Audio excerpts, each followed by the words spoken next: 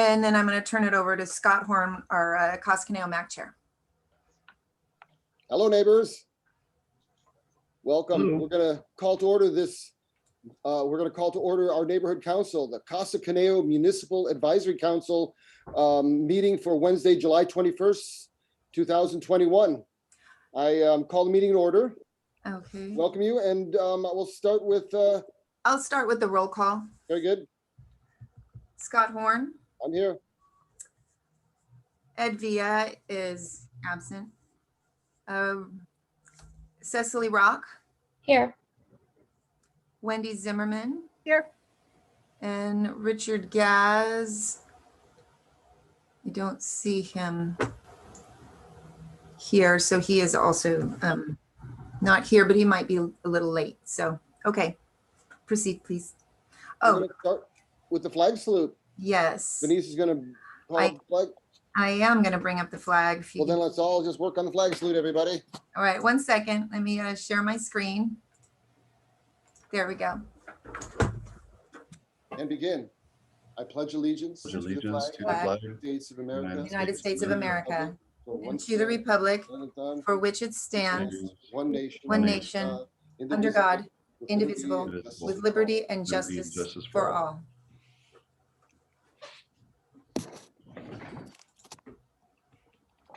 Thanks, everybody, for joining us today. The item number 3, the approval of the minutes from the meeting on May 26, 2021. I have a comment or a correction. Very good. Let's go to it. When I talked about the traffic accident, it's in the minutes as Borchard. That traffic accident was on Wendy Drive across from the Dollar Tree and McDonald's shopping centers. It was not on Borchard. Okay, so I'll say change it to the accident Was on Wendy Drive. on Wendy Drive. Okay. On Wendy Drive, not by the shopping center on Borchard. Just change it to the accident was on Wendy Drive by the Dollar Tree shopping center. By the Dollar Tree shopping center. Okay. Yeah, someplace in that first block between the freeway and Bella. Okay. So, Okay. All right. thank you. So are there any other additions, comments, or corrections to the minutes then? I'll take a motion. I'll take. Motion to Like approve the some make minutes. a motion. I move to approve the minutes as corrected. Okay. Who would like to second? I will. Cecily, second. Okay, I'll do a roll call. Scott Horn, Yes. Cecily Rock, Yes. Wendy Zimmerman. Yes. Okay. Approved 7/21/21. Very good. Okay. We go on to the agenda review, item number 4. I have one small change. When we go down to item 8, the advisory item, I'm just going to switch the order of those two. We're going to put B first and then A. Any other agenda review items? Is there anything else we need to take off or adjust? Okay, then we have a working agenda here. Okay. We move forward to public safety report, CHP and Sheriff Department. First one on site gets to go first. Lieutenant Key, would you like to start? I was going to defer to Jeff just to be a gentleman, but But he's I can muted. go. Thank you both for being here. Yeah. Your option. So I'll go ahead and go first. I don't have a whole lot just because I wasn't able to get any traffic information as far as collisions from my AI review officer as he's on vacation. And today I was at meetings all day and I wasn't able to access our program. It takes me a little bit longer to figure all that stuff out, but I don't have any collision information for you today. Although I don't remember any major collisions happening in that particular area. Just some information that I'll share with you is we have a new commander at the Conejo inspection facility. Her name's Heather Hoagland, and effective July 1st, she became the new commander of that facility. So she'll be taking over all the commercial aspects of that operation. And I think she's going to be a good fit for the area. She lives here locally and she's vested. So I think that you'll be happy with her performance as a new commander. Does anybody have any traffic issues to bring up to me that I can address?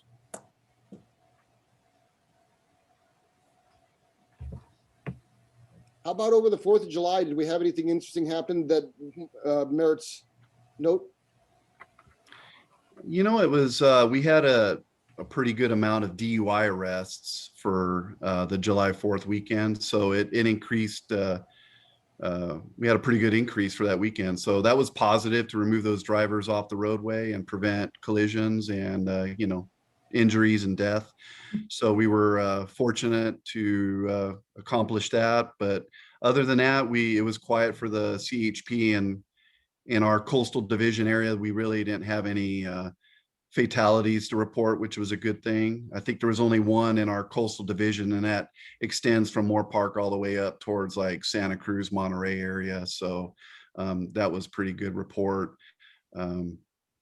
Other than, you know, as far as traffic, it does seem like the drivers are a little more testy and a little more willing to get involved in pursuits for whatever reason.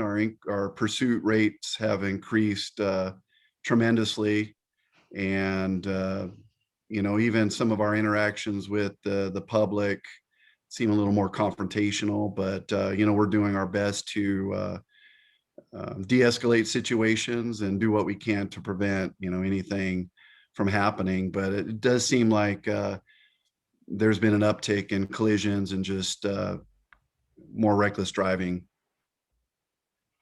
I have a question for you. Yesterday, I was driving home, and the car in front of me in the lane getting ready to, you know, get off was a little on the slow side, but not drastically. So I had two cars use the in and out lane as a passing lane at high speed. What kind of tickets or enforcement can you do for those kinds of situations when people use the on and off ramp lanes for passing lanes?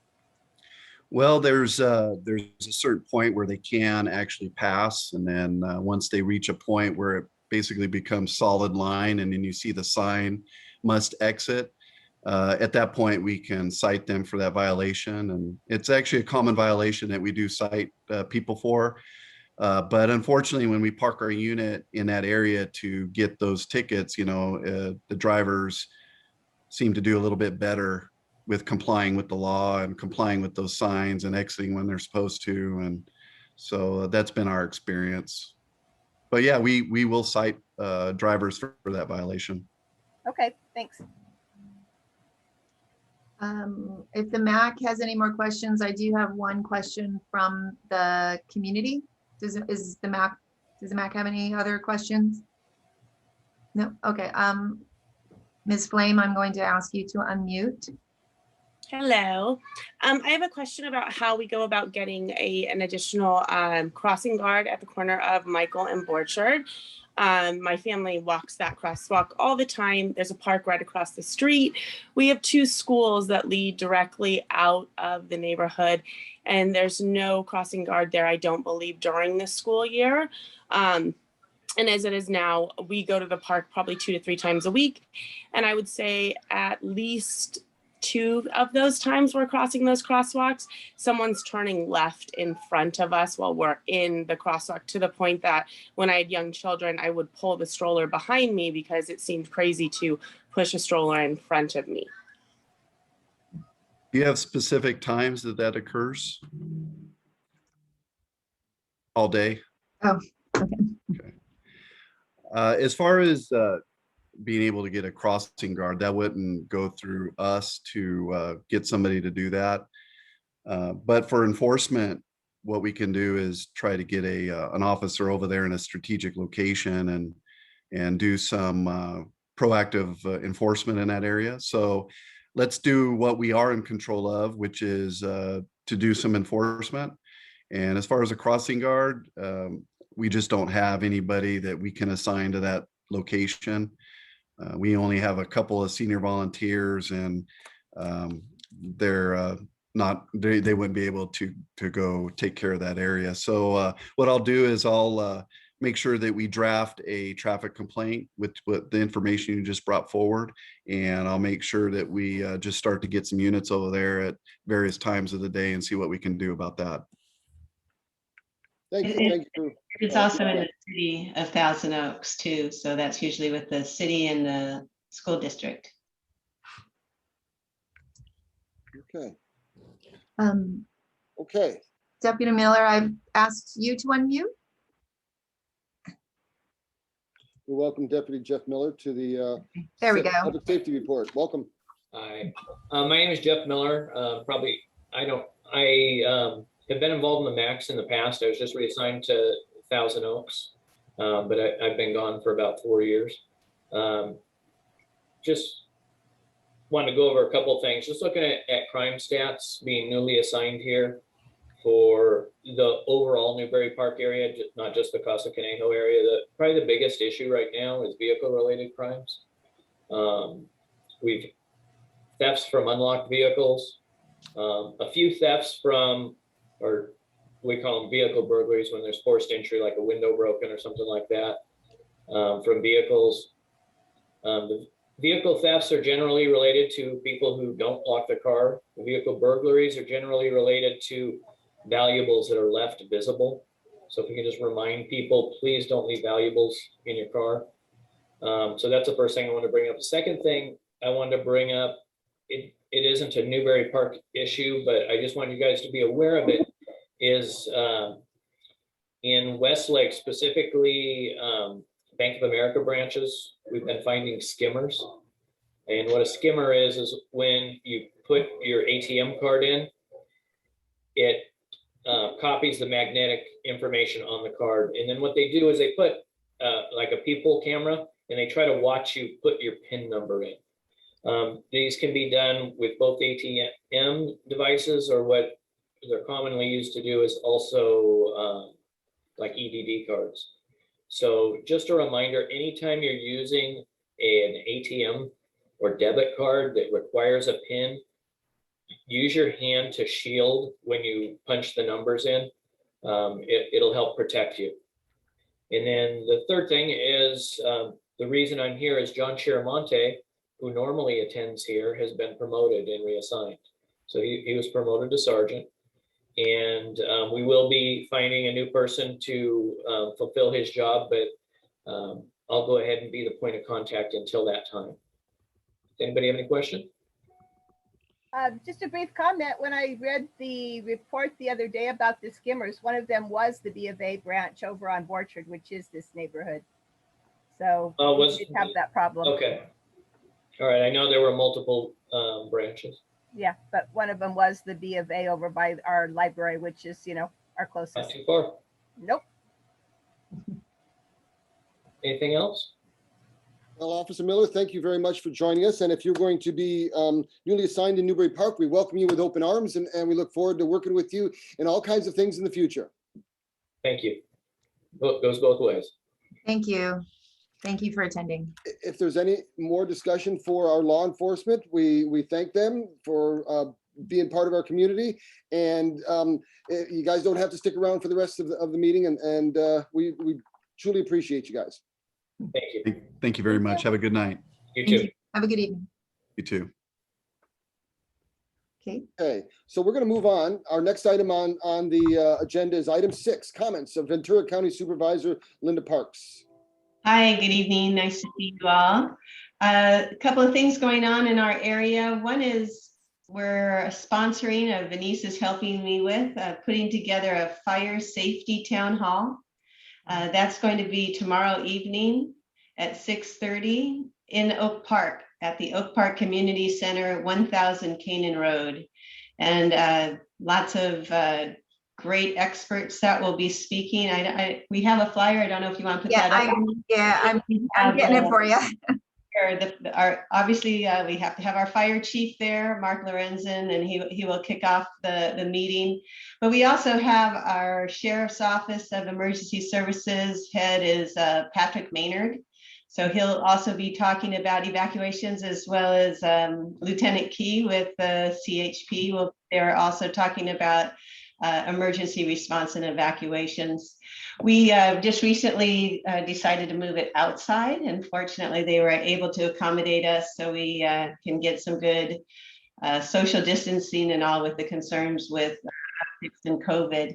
But in addition to our public safety folks, we will also have some discussion from an environmental perspective about brush clearance and how you can do that in an environmentally sustainable way. We have an expert coming from San Diego, Richard Halsey, with the Chaparral Institute. And then also the Rancho Simi Rec and Park District will be presenting. They just recently were one of dozens really of different agencies that received fire safety grants from the Santa Monica Mountains Conservancy to do brush clearance, and they oversee that area in Oak Park. Conejo Rec and Park out here also received some COSCA. We also have ways for the community to get involved with our CERT, which is the Community Emergency Response Team. We have CERT training and our CERT experts there. And also fire safe councils is another way that the community can get involved, and the water agency out there will be talking to. So just really a concentration on different ways that the community is served, and then being able to have your questions answered. So I recommend it's available to all the public. You can come. Again, that's 6:30 tomorrow evening in Oak Park, 1000 Canaan Road. Additionally, our Board of Supervisors is now looking at redistricting, and that the state is doing that on a kind of congressional perspective. We're looking at it from a county perspective. Each supervisor is supposed to have about the same number of population, for example, per supervisorial district. So those are the kind of things that we'll be looking at. In general, I have seen that my district grows slower, and Oxnard, for example, grows the fastest. So oftentimes what it is my district keeps growing so I can have more population, or it's actually District 2, it's not mine. And the District 5 out there in Oxnard is also, has to keep getting smaller because their population is growing, if you follow me on that. So it'll be interesting to see. There's a couple anomalies out there that I'd like to get corrected. For example, the town of Somas, which is in my district, is divided smack down the middle, with one half being, for example, the CHP answers calls on the west side of Somas Road. The CHP out in Ventura takes care of that, but the CHP in Moore Park, it's on the east side of Somas Road. So it's just, you don't need to have that community split. So those kind of things. And from a city of Thousand Oaks perspective, there's also a real concern that the city might get split up. Right now, the whole city of Thousand Oaks is within the district for with Ventura County, and the potential that they could take some of Thousand Oaks and move it into Los Angeles County. So you're an assembly member and state senator may be different depending on where you live in Thousand Oaks. And we've always enjoyed being able to all have the same assembly members, state representatives, but also things like fire district. When you think about Ventura County, we bring contracts with our police department for the city of Thousand Oaks.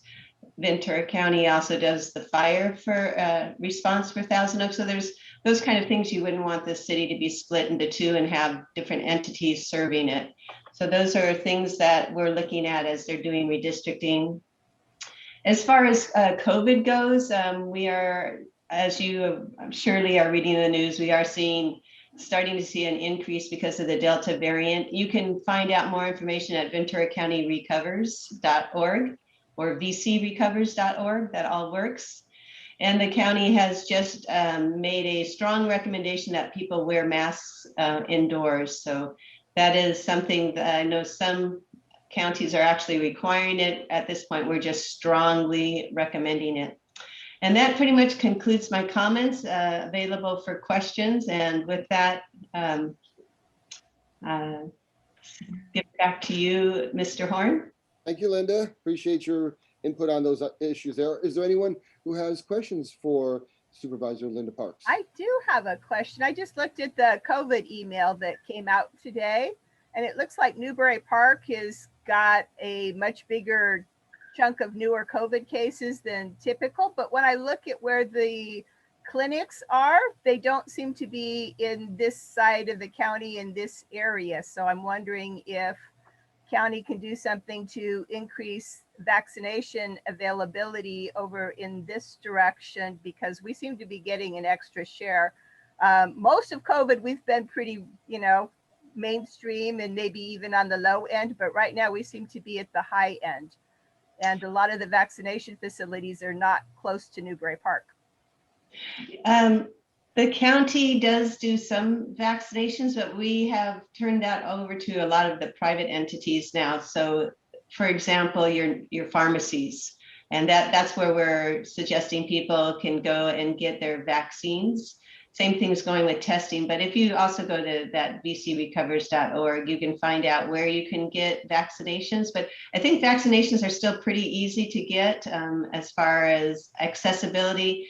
And I'm hoping we will ramp up testing, because that's also going to be more and more in demand as the Delta variant grows.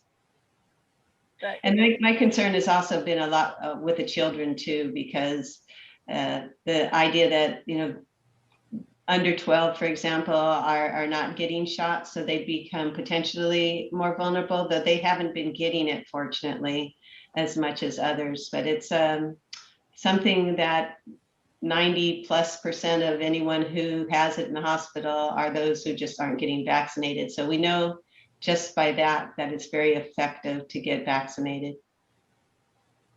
well, I think, part of it is like the mobile clinics are not coming over to this direction. That's one of my concerns, is that, there's a lot of things that are going around to different places, but the accessibility in this end of the county seems to be a little bit limited. And yes, we all know that we can go to the pharmacies, but maybe the county can work with some of the local pharmacies to make it a little bit more visible that people can, go in and get their shots, whether it's through signage at the front doors of the grocery stores and the pharmacy places, to remind people that they can get them and, not have to make appointments, because it just seems like it's gone a little bit low visibility.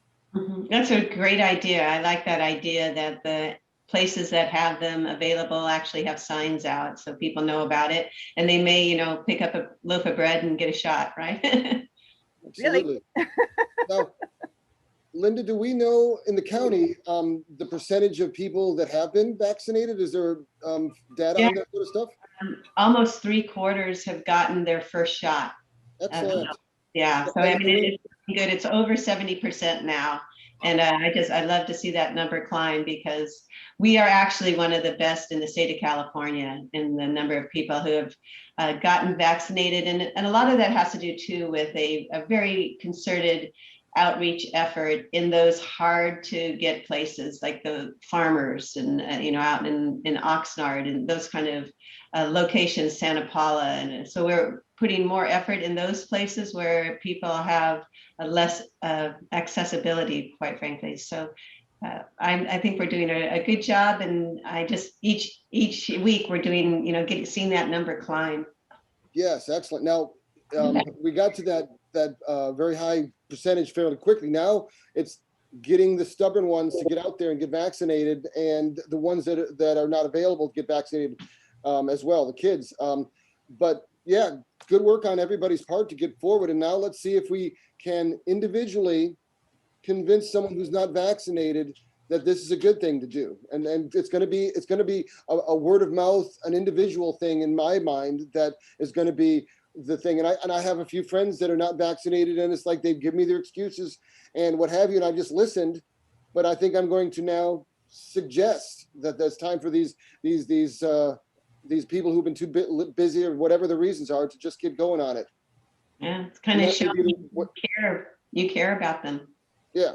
Yeah. So, and that's the thing. That's where part of it's going to come from, is the final push will be in peer-to-peer, family-to-family kind of discussions.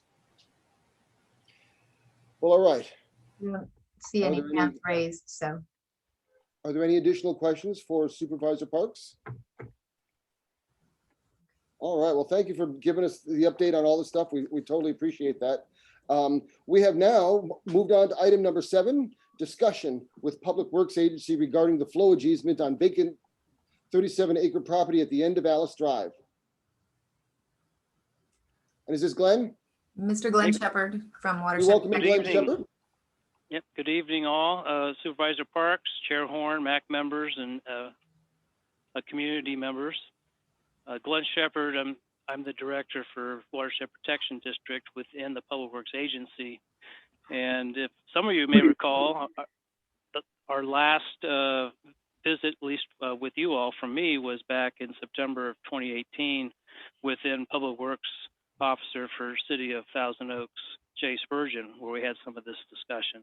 But today, great to be back with you this evening, and look forward to at some point being able to, all get back together in the school setting for the meeting.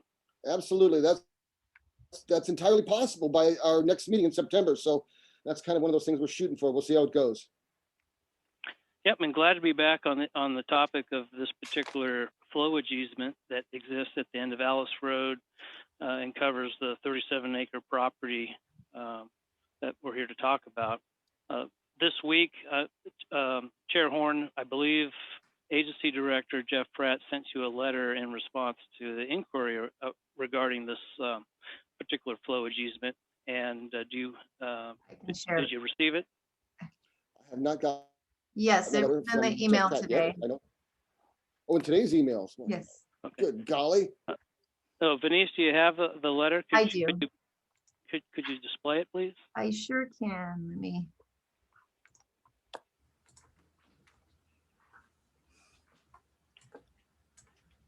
So I won't read the letter in detail, but it really just maintains and establishes the record of where this particular easement, flowage easement, comes from. And it's a condition that was placed in 1978 for the development at the west end of the track subdivision. And the basic tenet, if you read the easement, it's an easement of right-of-way for flood control purposes of periodic inundation with flood and storm drainage waters, and the right to prohibit construction of any structure or channel improvements in, over, and under, and across. And so that's, again, been in place since 1978. And the aspect of the flowage easement for everyone's, kind of just benefit of what that actually means in the periodic inundation. And in paragraph 2, it talks to the estimated storage capacity of what we think that storage capacity needs to be for that inundation, and that's 250 acre feet. So to put that in perspective, if we were to wall off that property of 37 acres and you put the 250 acre feet in there, that would and the ground was flat, then that would equate to about 6.75 feet of water that would need to be stored in that walled off property, and that's the reservation of those rights in that particular flowage easement. And so if you shrink that walled in area, say, the easy math, if you shrink it so there's only 25 acres of walled off area, then that elevation of storage capacity would need to be 10 feet.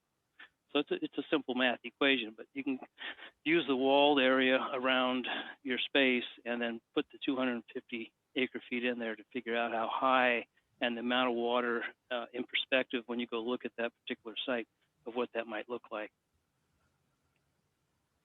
And I'll highlight the other component here. The authority to relinquish the easement is vested with the Board of Supervisors. Any decision to release or amend the easement would occur at a regular meeting of the board, at which time interested parties would have the opportunity to address the board and have this dialogue. And this particular easement and discussion about potential projects has been going on for a long time, and if we look forward to any activity that would come forth for consideration, as we have in the past. Again, I won't go through that letter. It's part of your package and available for you all to read on your own. But definitely here available for any questions you may have regarding that flowage easement. When you talk about walls, Mr. Hubbard, are you looking at the arroyo effectively being the walls that go down underneath it so the water goes there? Or at some point, would we actually have walled space or dug in version of walls like a reservoir? Or I just used the 37-acre property as a flat bottom, piece of dirt if it was perfectly flat, and we were to put a wall around just that whole property area, which includes the arroyo in this case, but assuming that it's just one big flat piece of property, it's an example if you were to wall it off and put the 250 acres in that 37-acre plot or piece of parcel, then that elevation for that amount of water would equate to 6.75 feet, almost 7 feet. uh-huh. So I use that just an example to get so you try to convey the understanding of how much water that might be in that parcel. So, and was this determined in 1978 at that time, or has this been updated, or how is this sorted out? It was updated in 2010, and then at the time in 2010, there was a range of estimate from, I believe, 165 acre feet to 335 acre feet. And then Watershed Protection District did some refinement modeling, 2D modeling, and refined the number to 250 in 2013. And that's where that number has been ever since. And this amount of water is very likely to happen in our future and has happened before in the past on numerous occasions. Is that correct? I'd have to go back and check the record for that and look at the flooding in your particular area. I don't have a solid answer that I can reflect on right now. And will there be the ability to get that answer? Because it'd be a good question to ask how many times that thing is absolutely flooded and been at the brink of disaster. And if not for the easement, tons of places would be flooded, right? Sure, I can give you the history of your particular area there, and I'll if you don't mind, just send it to you, Chair. Very good. MAC members and Chair. Yeah. Denise? Yeah, Denise. Say that again. I was reading a comment. Oh. Sorry. Did you need me to share it again? No, Chair Horn was he was desiring some history of flooding in your particular area, including the 37-acre parcel, and so I will provide that back probably through you to the MAC. Sure. Yes. All right. Just to reiterate, once the MAC has finished with inquiries, I will start with public comments, and I do have already Mr. Height, I believe is how you say, as my first comment. So. Well, all right. We welcome Richard Gaz, member of the committee. Getting a little bit late there. Richard, welcome. You're getting caught up to speed on things, I hope, and you should unmute yourself if you can. I've asked him. There we go. I'm on. You're on. Welcome. Yeah, thanks for the call, Scott. I have a question in regard to the flood channel. I wonder when they did the latest hydrology check on it to see with the impact of all the new development and with the water flow, it's going to increase, and it's also, it may impact downflow from the wetlands. And who's going to pick up if it becomes flooded? Because the channel isn't very large going along the 101 that goes down to the arroyo. So I think someone needs to do a current hydrology calculations to see just where we are on it. I'll pass the hydrology information when the last hydrology update was done, but the 2D modeling was reflective of the hydrology back in 2013. That's 8 years ago. Yes. So give us a a layman's breakdown of the possibility of this being developed the way that is being currently proposed? Well, I'm not going to speculate on any of that at this time. We've seen project concepts come in the past, and we just have to act and deal with the merits of a particular concept or idea as they develop and come into us. Very good, very good. All right, we can turn this open to questions for Glenn if there are some questions for the gentleman. There are no more MAC questions. I do have a request for public comment from a Mr. Ryan Height. I'll ask him to unmute. Hi, Ryan, it looks like you're on. So I have I have a timer because we have 3 minutes for public comments. Give me 1 second here. Let me share my screen. There it is. All right. I'll start. I'll let you start and then I'll start. Okay. Are you unmuted?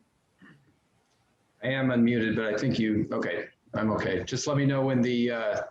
I'll start when you start talking. Okay, thank you, Ms. Terry. Good evening, board members. My name is Ryan Height. I'm from the law firm of Groveman Height, LLP. Barry Groveman and I represent the owner of the vacant Orchard Road property that is on your agenda tonight, and that has been the subject of discussion. We hope that Ventura County Council has shared our letter of earlier today with you. It's a very important letter and is extremely serious. In brief, that letter brings to light a secret arrangement to defame and devalue and take our client's property for the Santa Monica Mountains Conservancy at pennies on the dollar. The parties to that arrangement wrote that their goal is to make our client, quote, suffer more. That's in quotes in emails between the public agencies in order to force a sale of the property to the Conservancy. Their words, including suffer more to our client, have now come to light. They include Supervisor Parks and the 2 highest ranking officials of the Conservancy. I can make the letter available to anyone who requests it, as it is a public document, and the statements made in the document are supported with emails and video evidence from Supervisor Parks and members of the Conservancy. We are concerned that tonight's meeting is an effort to use you as a shield and a cover for unlawful conspiracy and slander on the property. If you do not know, slander of title is a legal cause of action. We're also concerned that tonight's meeting is being used by the supervisor to showcase the revisionist position of the County Public Works regarding the flood easement that affects the Orchard Road property. The department's letter to you is completely at odds with the easement's clear and well-documented history. We will be presenting that in future meetings. We urge you to listen to any discussion of our client's property and to ask hard questions. Do not allow yourselves to just be convinced that all of these presentations by the county are complete and accurate, because they are not. And do not become embroiled in this conspiracy, in this unlawful attack on our property owners' constitutional rights. Again, if you'd like a copy of the letter we sent to Tiffany North, the county counsel, regarding this matter, please let me know. Thank you for taking this matter very seriously, as we are, and as our other parties. Thank you. That is all I have. Thank you, lawyer Ryan Height. All right. Let me see if let me do a scan to see if there are any other public comments. If you have any public comments, please press the raise hand button. Should be at the bottom of your screen, or let me stop the share because I think sometimes that messes up the screen. You can also put it in the chat, flag me in the chat, or you can email me. My email is in the chat. Oh, Mr. Maradian. Okay. I'm going to ask you to unmute. And while I'm doing that, I'm going to go ahead and share my screen again. I'm going to I'm not gonna press start because it like starts too fast. So I'll start it once you begin speaking. Thank you, Denise. I actually don't have public comments. I had a question for Mr. Shepherd, if that's all right. Okay. In his 250 acre feet analogy that he provided, what storm is he using? Is he using a 100-year storm or a 500-year storm? And what standard is being applied? Thank you. Thanks. Based on a 100-year storm. Thank you. Okay, are there any other questions on the Public Works flow easement on the wetlands? I'm doing another quick scan of the flags. I see Lori iPad flagging me down physically. I've asked you to unmute. There we go. Thanks. If you want to wait 1 second, sorry. Okay. Let me Take 3 minutes. share the screen and I will start the countdown once you begin speaking. Welcome, Lori. Floor is yours. I don't have a prepared statement. I would like to point out we've lived next to this property for 23 years. We've seen it flood. I just found photos from 2005 that show the arroyo at the brink of overflowing, and you can also see the property full of water. So to answer the questions that were being asked, you know, when was the last time that that happened? I believe that was probably the last time that that I recall that the wash was full, was completely full. The property has had lots of water on it. I literally can't not say something when I hear about secret letters, secret things, unlawful slander, embroiled in conspiracy. It's very disheartening that all of the secret meetings that the property owner has been having, not wanting to involve people such as myself and my husband who've been involved because we live here, we are property owners and we have just as much rights as Sean Maradian or his family. And it's very discouraging that he's using his big money and his big firm and his lawyers to shut up anyone who will say anything that doesn't like him, doesn't like the idea. There's been all kinds of slander and things that are being said about literally anyone who speaks out against it, but particularly this big push against Ms. Parks with no proof. We've lived here a long time and we've seen, we are aware of, it's been common knowledge that there have been discussions where Mr. Maradian was engaged in conversation trying to work out a deal. Was there an actual deal made? No, there have been conversations. And I personally had a conversation with him where I pinned him to answer the question. He said, I said, we'll go along with your plan. You promised you would leave a portion of it open. And he said, no. I said, why don't you donate that to the parks or something like that? He says, nobody wants that. I said, if someone were to present you with that, are you agreeable? And he said, bring it. There were plenty of people there because he imposed himself on while we were out with friends and he sat down to have the conversation. So it is not true that there's a secret thing going on, that anyone's trying to do anything. It was purchased as what it is. It was already devalued. So good luck to you. Thank you, Lori. Well, thank you for setting it straight, getting past the lawyer speak and setting the record straight. I appreciate that. That's good. Okay. Sorry, let me, I have to stop the share to see if Sure enough. there's more. Technology assistance by Venice Terry. You're doing a great job. We couldn't do this without you. So thank you so very much. It's only taken like a year. I used to see. I'm not seeing any hands raised, but let me do a sweep. Okay, I do see a physical hand raised by Mr. Fernando too, I see. Fernando. I'm going to ask you to unmute or I don't know if that's your first name or last name, but if you want to state your name and let me go ahead and get the screen back up. And then once you start talking, are you unmuted?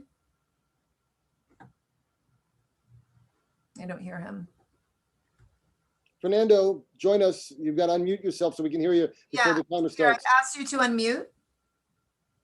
There we go. So Fernando, give me a test. 1, 2, 3. you do a 1, test? 2, 3. 1, There we 2, go. 3. I'm talking. Can you hear me? Yes. Yes. Okay, Okay. I will start your time now, sir. Thank you. It will be very brief. Yeah, my name is Fernando Nocedal. I'm one of the residents on Alice Drive.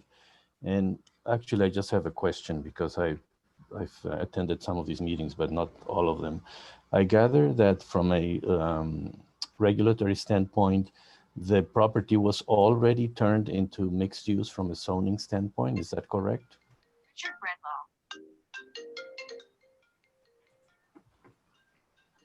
So what I'm trying to understand is if it was already approved to go to mixed use, what is the follow-on? What exactly is happening? What are we trying to do? I know that hundreds of residents in the area submitted letters opposing the change, and I guess they didn't listen to all these hundreds of people. So if somebody can just summarize to me what's the status of this mixed use or the development, or how many steps do have to be followed in order for this thing to happen or not to happen? That's it. Well, I'm certainly not the specialist on this. I don't know who I want to give it to, but I would say this, that it is moving forward where there is now the potential of having very tall buildings in that space there. And the city council will be looking at proposals in the future. That seems to be the case. I really don't know the specifics of things on that. The best place to look would be the city's website, because there are some other processes that the city has to complete before the potential revisions to the general plan are confirmed. So I would refer you to the city of Thousand Oaks for that.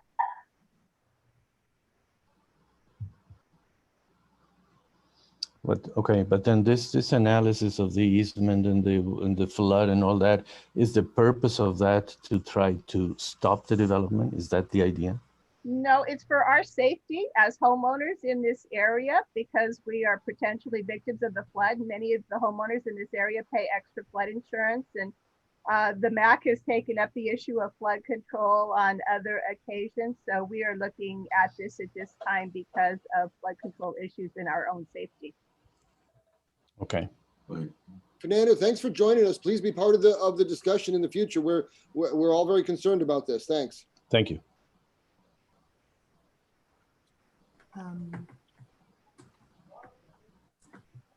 Okay, Scott. Well, all right. Then it looks like we may have come to a point where Glenn is going to be concluding and moving away from the discussion part. And we thank you for bringing this information to us. Do you have anything else you want to add before we end it up here, Glenn? Nope. Thanks for the opportunity. Appreciate it. Thank you. Thank you. Were there any other questions? Last chance to get questions out to Glenn. Let's just, I do. I see a hand waved right there. Question. We do have Lori's iPad 7 again. Is that a quick question? Is it a question or Quick. because you had your break? Yeah. When, I don't remember, Fernando was speaking, he was asking, is this a done deal? And it's my understanding that it's not until October that the city has to put in their formal general plan. And so there's still the opportunity to have discussion at the city level to speak to and try to speak some sense into the other city council members who did not vote for a plan to be brought forward on this property first. So to answer your question, no, it's not a done deal. Yes, the vote was made, but they could make changes up till October. Hey, Glenn. Thank you. Glenn, before you go, I want to share a story about the wetlands with you. I've been living in the Conejo Valley for more than 50 years. I was a student at Newbury Park High School being bused from another part of the town in the 70s. And I remember a time during my high school days at Newbury Park High School where at the end of the day, we were getting on the bus, riding back to Wildwood where I lived. And it was after a rainstorm in February, perhaps. And as the bus got on the on-ramp of Wendy Drive, heading on the 101 heading south, I looked to my right and I said, what the heck is that? And to my right was a huge open space. And one of the kids in the bus quipped, that's the wetlands. It's there all the time in the winter. And so that's how it got its name there. So we call it the wetlands because it is. And it has been on the Fish and Wildlife wetlands list as well from time to time.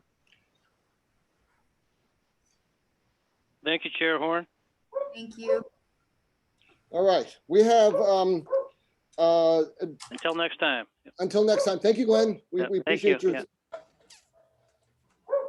Well, all right. Item number 8 is our next item on the agenda. We've got advisory items. We're going to go to the MAC approval amendment to the MAC protocols. And there was one small little change that we decided to work on, and it was actually the Santa Rosa Valley Municipal Advisory Council that had the idea worked out. And it is in item 3, section B, the MAC makes recommendation on matters, and the new word will be affecting the Casa Conejo area related to planning, public works, and public health and safety and welfare, which are heard by the Planning Commission, Board of Supervisors, and the local agency formation. It's a great addition to the thing, and we're going to, I'll accept a motion to adopt these changes. So I'm gonna, on matters, is this?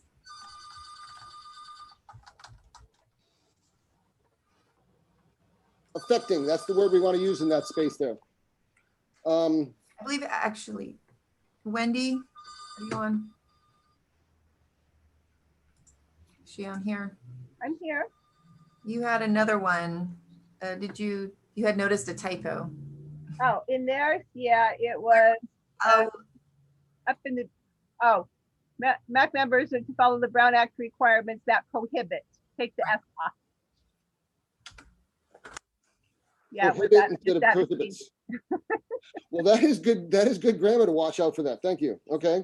best. She's the best. I am your grammar queen on this. Yes, show. you are the grammar queen. Yeah, that's a good thing. It's a great thing. Okay, so I'll entertain a motion to accept the changes as put forward. The amendment. Amendment. Who's made the amendment? So Scott, you made the amendment, Yes. and then Wendy made an amendment. Okay. Yeah, I do like the broadening of it, so it lets us look at things that are going on around us and that impact us, but not limited by the borders. I like that a lot. Very good. Very good. So we accept those. So Scott, who has a seconded? Scott made a motion. I'll second. Wendy second. All right, I will do the roll call. Scott Horn, Yes. Wendy Zimmerman, Yes. and Cecily Rock, or Yes. okay. And And Richard. Richard needs to vote. He's here. Oh, Richard Gaz. I'm so sorry. Sorry, I was getting messages. Richard Gaz, are you? Aye. Yes. Okay. All right, so it passed 4-0. Very good. We have our protocols for the MAC, and good work on everybody's part putting these together. This is nice. This was good work. Okay. Advisory items. The formation of an ad hoc committee for the Borchard Wetlands property. We obviously have a concern about this. Let's form a committee for this. It requires 2 members from the MAC. Do I have a volunteer at this point? I can let, so the ad hoc committee, just so you know, Okay. I did check with the county council. An ad hoc committee has less than a quorum, so that would be 2 MAC members. No additional members other than those 2 MAC members. It cannot be formalized, so there's no MAC vote that is required. The chair would appoint the members. And it must have a defined and limited purpose. So that will have to be specified. Okay.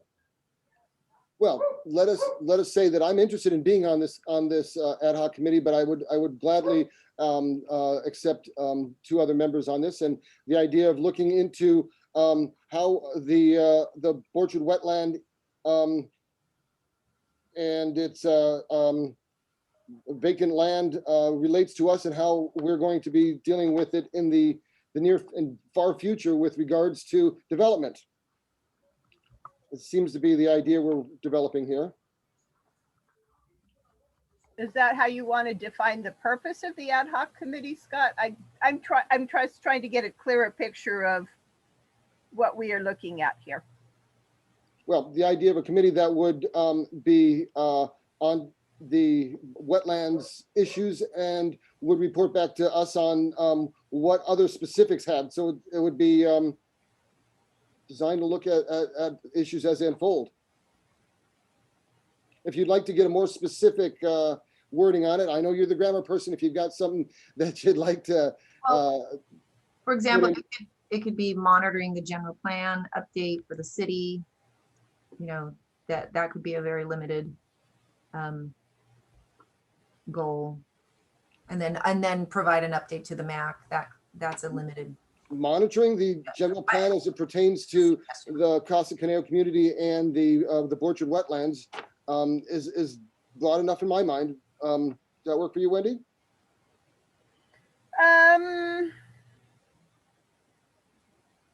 Yeah. I'm a little undecided on that at the moment. Richard or Cecily, do you have any thoughts on this? I was hoping you would be the first one to step up. I have been kind of independent on the general plan stuff. I've been very involved in it, but I have done it independently as me. And I believe what Venice was saying was that only 2 members of the council can be on the ad hoc committee, not 3. So if Scott was one of them, it would be one other MAC member on the ad hoc committee, if I understand that correctly. Yes, 2 of us. Can Scott be on it? Well, he could be one of the 2. Yes, he could. And you could be the second. Or someone else could be the second. I've been kind of independently active on it with regards to the whole general plan and how I see things. Not just the Orchard property, though certainly that is one of my concerns, but I'm looking at things a little bit more broadly. Ed's not here, but I don't. Ed's not here. So what I'm saying is I think we need to see what this ad hoc committee wants to do. Do they want to look at the various concerns and what kinds of things are actually, as far as I know, there is not a proposal before the city per se on it. The city is still going through zoning considerations and environmental things and checks and balances that they have to go through before they can officially change any zoning. That's my understanding. So does this ad hoc committee want to monitor that process with regard to what is happening in this area and report back to the MAC to say, hey, these are concerns we have. Do we want to take a stand as a MAC on the issue or not? Because at this point, we've all been expressing our opinions as concerned citizens, and the ad hoc committee would be potentially looking at this towards perhaps the MAC being, putting forth an advisory opinion to the city of Thousand Oaks. It's monitoring the situation and reporting back. Yeah, it would be updating the MAC. I'm sorry, let me unmute Supervisor Parks. I nominate Wendy. Well, the chair would appoint.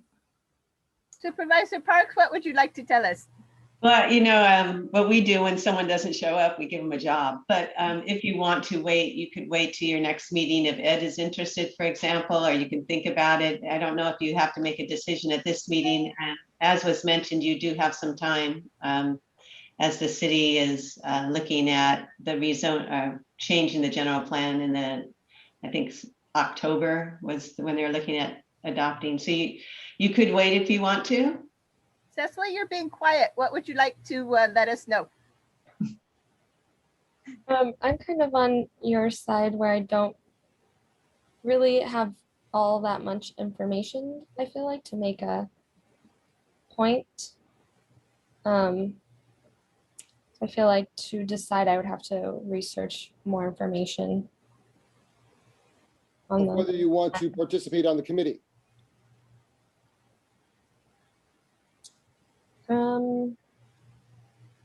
Yeah, I'm kind of with Wendy on what exactly we would be doing, and would it be like picking a side per se, or would it be like a neutral, just sticking to the facts and reporting the facts? I think the committee should be investigating things to see what might be possible that would be in the best interest of Casa Conejo. I think it should be a more investigatory monitoring situation. If there is something that becomes imminent, then certainly, there would be requested communication from the committee to the MAC through the appropriate channels, would be my feeling about how it should be handled. But there may be better ways or other ways, but I think that would be, in keeping with the protocols that we have to follow, and we are an advisory council. Yeah. Oh, okay. I do see that there are some public comments that want to be made. Scott, you let me know when I know that the MAC is deliberating still, but let me know when you want. Well, I'm going to point myself and Ed Villa to this ad hoc committee right now. And I'm going to say that his job is to examine and investigate what is best for the Casa Conejo MAC and the Casa Conejo's homeowners with regards to the potential development of the wetlands. Did Ed say he would be willing to do that? I don't think somebody should be appointed that has not accepted the extra duty. Well, I actually have talked to Ed about this a lot, and I will accept his resignation from it if he gives it to me. But for now, he's getting appointed. Scott, I have one public comment. If that. Very good. Mr. Maradian, I've asked you to unmute. Thank you. You're welcome. Listening to the commentary from the MAC, I tend to agree with Ms. Zimmerman that the formation of this MAC advisory ad hoc committee seems slightly premature. There is no project before this committee to even consider. We're all on hold until the city of Thousand Oaks completes its environmental review of the entire general plan. At that point, the city will do its proper outreach. Until then, there is nothing going on. Just hearing the commentary from this advisory council, it seems like the scope is somewhat unclear, and I'm concerned that already with the comments that Mr. Horn has made, there perhaps have been Brown Act violations with discussion on this item prior to bringing it before this forum. So I would ask that this entire ad hoc committee be tabled until an appropriate time that one is needed for actual action with a defined scope and possibly input from county council to ensure that the scope in which the ad hoc committee is attempting to look into is within its purview and not exceeding that scope in any gratuitous nature. Notwithstanding, I, as a property owner and a neighbor, will always do my part to do the outreach to this committee if a project comes forward, and I'm happy to do that. There is no committee necessary. I think after the general plan was adopted, I did try to reach out to Ms. Zimmerman and several other members of the MAC to extend that offer to have them included in whatever we do. But as of right now, everything is on hold until the city completes its planning process. I hope you consider that before you complete this appointment, Mr. Chair. Thank you. Good point. Thank you. Scott, I would be fine confirming you as a member of a potential ad hoc committee, but I would not want to confirm anybody else unless I know from them and the whole council knows from them that that is something that person actually wants to do. So I don't think it's unreasonable to wait until we have Ed Villas saying that he would like to do that himself. I mean, if he wanted to convey that to Venice and Venice would like to convey that to the council, that's one thing. Or if Richard or Cecily, I think I would prefer to maintain my independence. I've been very active on this, but I kind of prefer being independent. on these particular issues in Thousand Oaks. Thank you, Wendy. No, there's no time to waste on this. This is now, we're not going to sit around and wait for things to happen. We need to put the forward motion going right now. I disagree. There was another request for a public comment on this item from Mr. Height. Is that correct? Is that?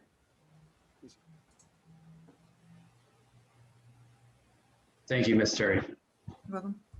The one comment I want to make is with respect to statements being made by this public organization, your public members, essentially a government body, and you're using the term wetland, which is a legally defined term. So I want to caution everybody, when you make that statement, you are making a legal statement about a piece of property that isn't actually accurate. So you may want to go back and check what the U.S. Army Corps of Engineers letter states regarding the status of the property. The U.S. Army Corps of Engineers is the end-all be-all of what the status of the property is. So before you make public statements about a piece of property that affects somebody's constitutional rights, you better be very careful about how you make those statements in a public forum. Mr. Height, the Department of Fish and Wildlife considers that property to have emergent wetlands.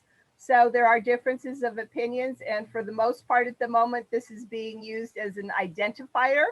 But Fish and Wildlife says it is an emergent wetland, so it is a reasonable referral to the orchard property. So I think you're putting semantics in a place that don't really belong there, and a restriction on our reference to a property. We could call it all kinds of different names at this point.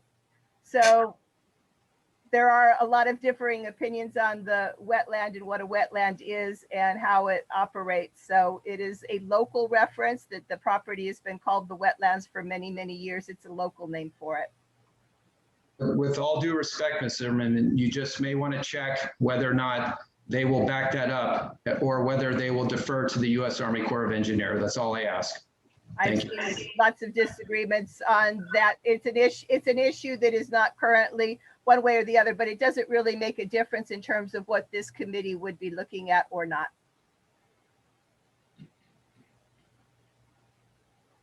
Okay, well, all right. So the question is, do we want to have a motion to form a committee and then fill it at another No, time? you don't even need a motion to motion. form it.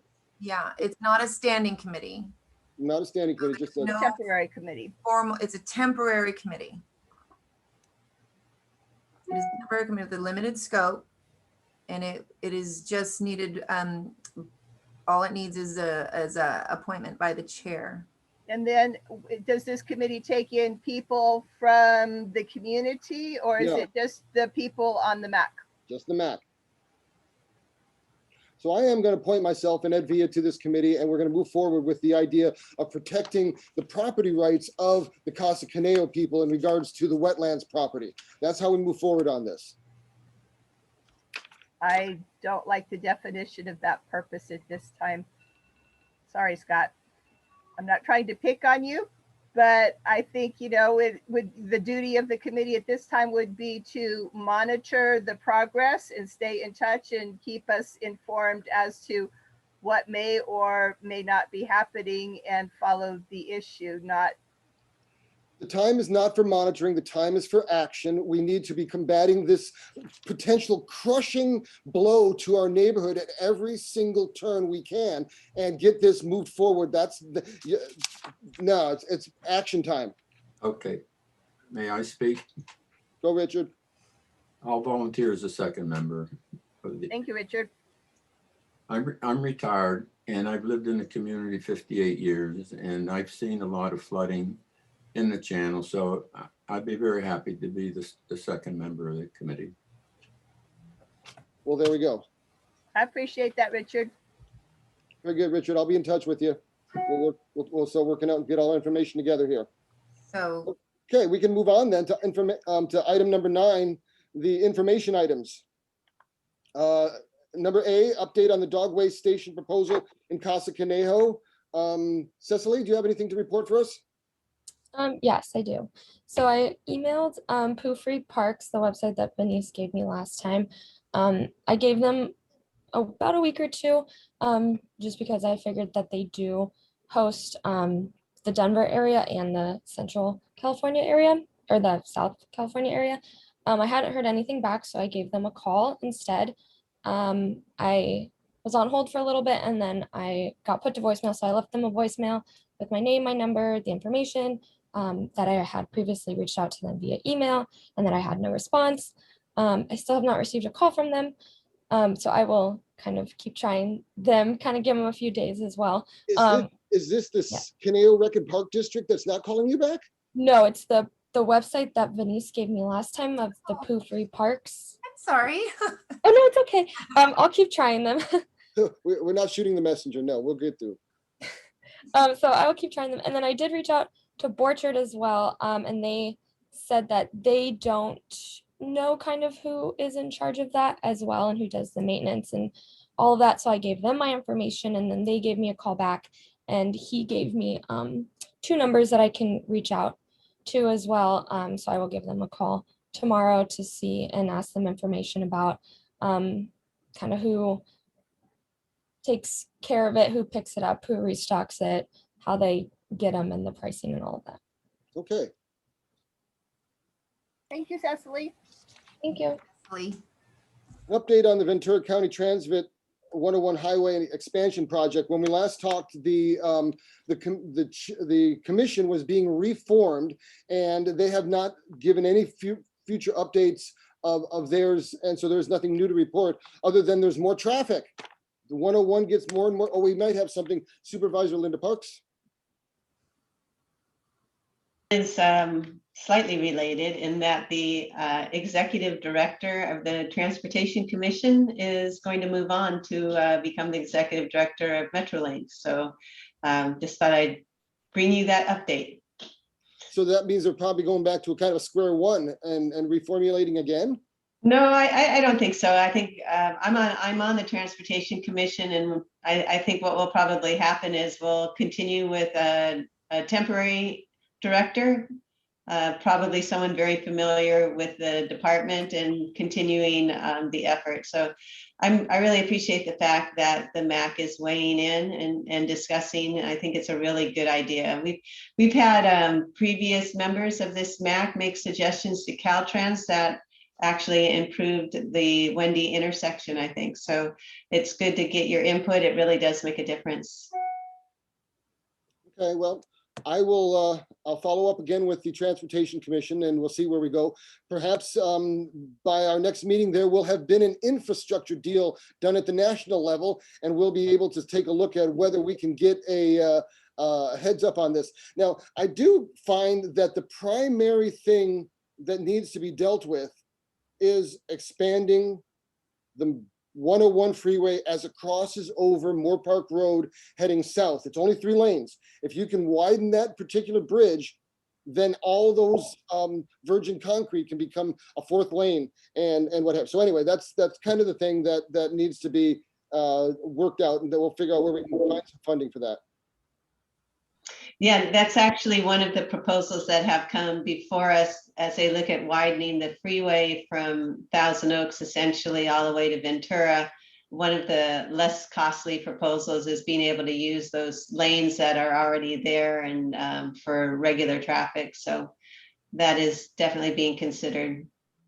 Now, is this one of those things where the squeaky wheel is going to get oiled, you know, type of deal, or I mean, how does the sausage get made on highway projects like this? I am always of the opinion if you get your voice heard, you know, you can make a difference. Very good. Very good. Okay, so try and carpool, people. I mean, we can do our parts as best we can, and we'll just have to try and work on the off hours when it's not quite as busy, getting our traffic done. I'm going to pass on the graffiti removal intervention team update. Ed is our person there. I would say that I see no graffiti of anything of note. I haven't had to call him in a very long time, and usually he and I talk about that, and he said we have been relatively graffiti free in this neighborhood. He points out there's been a few things near Albertsons. There's something happening over there, but not related to us. So, you know, good work on the anti-graffiti work, Ed. I do believe, just for the public's information, that the graffiti reports go through Supervisor Parks and Venice, and then they come out to Ed and the graffiti crew to do that. Isn't that our procedure? No, actually, usually Ed, well, it can go that way. Or if a resident reports it to us, then I'll report it to Ed. But you know, Ed's out in the community a lot, so oftentimes he's the one who catches it first. So, but yes, even when he's the one, it always does go through us, because I then forward it to law enforcement so that they can keep a record of it. So they keep a record of the taggers in the community. And my understanding from Ed is that the refrigerator magnet that the city gives out that has graffiti removal, he and them are in constant contact, and if something's reported to them in our area, you know, he'll know about it as well. So there seems to be a good coordination between, you know, county and city on this particular issue at this point. And he's always looking for helpers. Maybe sometime when we go back to meeting in person, somebody can bring some of those magnets to council meeting, and then they will be handy for people. When we meet back in person, we can work that out. I got some refrigerator magnets to share, sure enough. Very nice. It's always good to have some of those kinds of numbers, you know, handy. And I have my Dodger refrigerator magnet up on the wall right now, telling me what time the games are. Okay. I don't know. Maybe someday we'll have a District 2 reference magnet. There you go. There you go. Okay. We're going to move on to item 10 of our agenda. Council comments on items not on the agenda.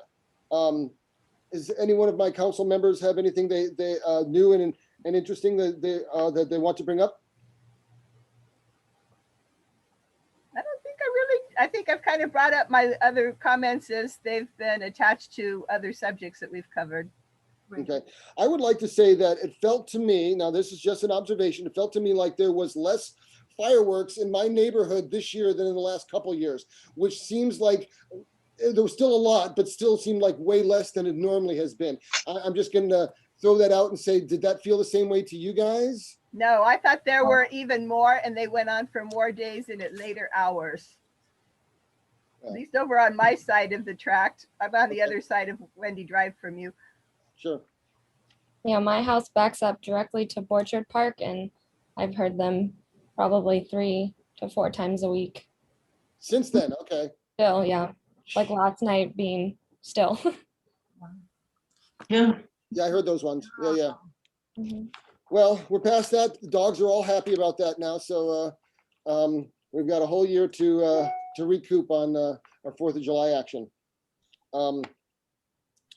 Okay, public comments on items not on the agenda. Yes, I have. I'm going to ask you to unmute, Ms. Rice.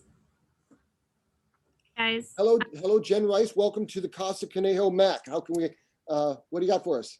So I live on Gerald Drive and we're homeowners. We've been here for a long time. And I've reached out because we have a neighbor that is parking cars. He has a total of about 15 that are on the corner of Jean and Gerald. And I have kids, they ride their bikes. These cars are nuisance. I've called the city and the city pointed me in the direction that it's actually the highway patrol. So I've talked to Sergeant Ayers, I've talked to Decker, Officer Decker, and they say if they have the ability, they'll come over and cite them. Now there's 5 cars that are covered. There's the sidewalk that's being covered. I don't know what to do. So the highway patrol person said maybe coming and talking to my supervisor as well. Yes. Jen, you've done the right thing. You've come to the right spot here. We are concerned about this and we want to help you out there. A squeaky wheel gets oiled. We had our law enforcement person in earlier. We will relay to Jeremy. Was it Jeremy Key? Jeremy Key. Yeah. Yep. that this is happening. We'll give specifics. So I'll get from you, the information, and we I will. mean, I've got license plate names, phone numbers, all.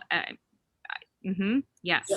So thank you for bringing that up. We don't want to, we want to work that out. So we're going to see if we can move some assistance your direction.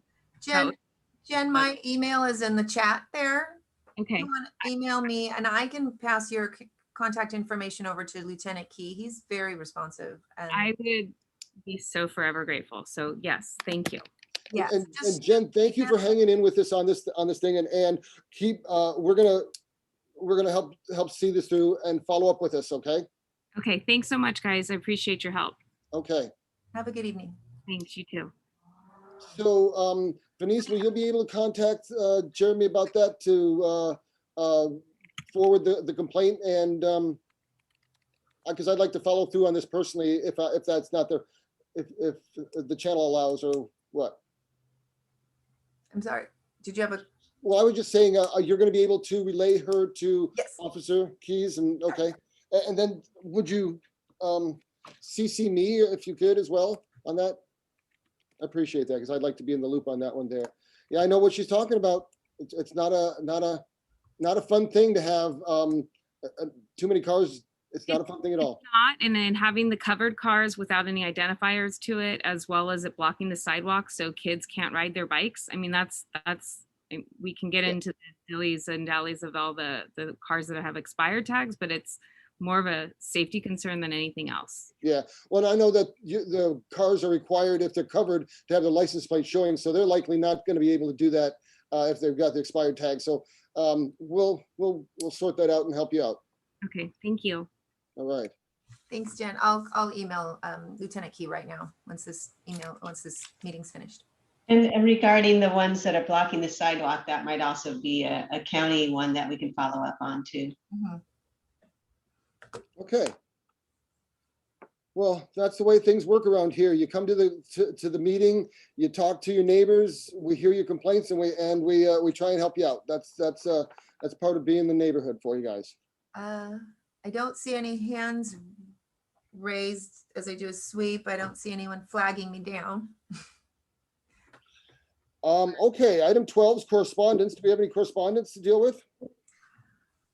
No, the correspondence was for your item 7 that was sent. So. Okay, very good. And item 13, future agenda items. Obviously, we'll keep all the items that are on the agenda currently right here. And is there anything else for MAC members? Any other future agenda items that we'd like to bring up and put onto next month's next MAC meeting agenda?